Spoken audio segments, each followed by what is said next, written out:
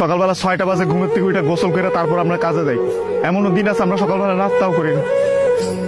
রাতের 8টার পরে আসি কাজ থেকে, আইসা যে খানা খামো ওই শক্তিটাও থাকে না, সেখানে আমাদেরকে রান্না করে তারপর খাইতে হয়। আমাদের কোনো ছুটি নাই। একদিন আমরা ছুটি পাই, ওই দিন আমরা ঘর গোছাইতে, কাপড় ধুইতে, এটা সেটা করতে করতে চলে যায়। কাপড় ধোয়ার জন্য যে মানুষ রাখবো, মানুষ রাখলে তো টাকা যাবে, বেতন দিতে হবে ওদের। ওই টাকাটা বাসায় আপনাদেরকে পাঠাই, তারপর ওইটা দিয়ে আপনারা ফুটা নিবেন। আর এই যে ইস্ত্রি করা, এই যে ভাজালা কাপড় বেরা ঘুরেন, আর এই যে কাপড়, আমরা কাপড় পরতে পারি না ওইখানে। এই যে এখানে দেখেন না ভালো ভালো কাপড় পরে ঘুরতেছি, এটা খালি আব্বা আম্মা আত্মীয় স্বজন দেখে ভাবে যে পোলা অনেক সুখে আছে। ওখানে তো জামা কাপড় পরার টাইমই পাই না আমরা। কখন জামা কাপড় পরবো? সারাদিন তো ইউনিফর্ম পরেই টাকা লাগে। রাতের বেলা বেলা খাওয়ার পরে এই যে 5টা মিনিট মা বোন বাপের সাথে কথা বলি, ওইটাই আমাদের জীবনে সারাদিনের সুখ। সারাদিন কষ্ট করে ওই যে 5টা মিনিট মায়ের সাথে কথা বলবো, এটার জন্য 16 ঘন্টা 18 ঘন্টা করে আমাদের চাকরি করা হয়। বুঝবেন না আমাদের কষ্ট।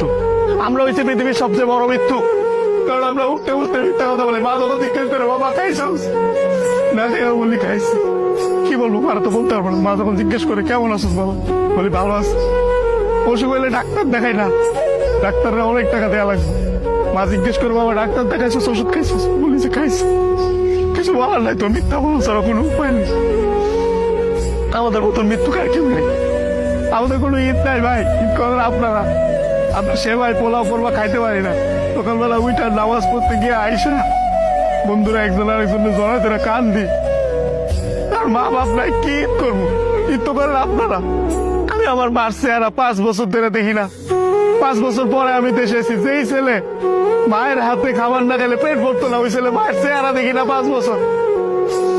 ঈদের সময় জিজ্ঞেস করে বাবা কাপড় সময় কিনছিস, বলে কিনছি, কিন্তু কিনি না। 5 বছর ধরে 1 বছর পরে ঈদ করতেছে।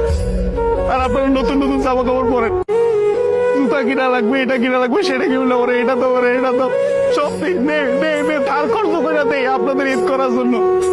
খুব ইচ্ছা করে ঈদের মধ্যে চলে আসে, কিন্তু ছুটি পাই। 5 বছর পরে ছুটি পাইছে। আপনি তো বলেন জুয়া খেলে, মেয়েবাজি করে, এগুলো স্বপ্ন, এগুলো স্বপ্ন, এগুলো আপনারা করতে পারেন, আমরা তো চিন্তাও করতে পারি না। আপনাদের কোনো আইডিয়া নেই ওখানে কত পরিমাণ টাকা লাগে এইসব জায়গায় যাইতে।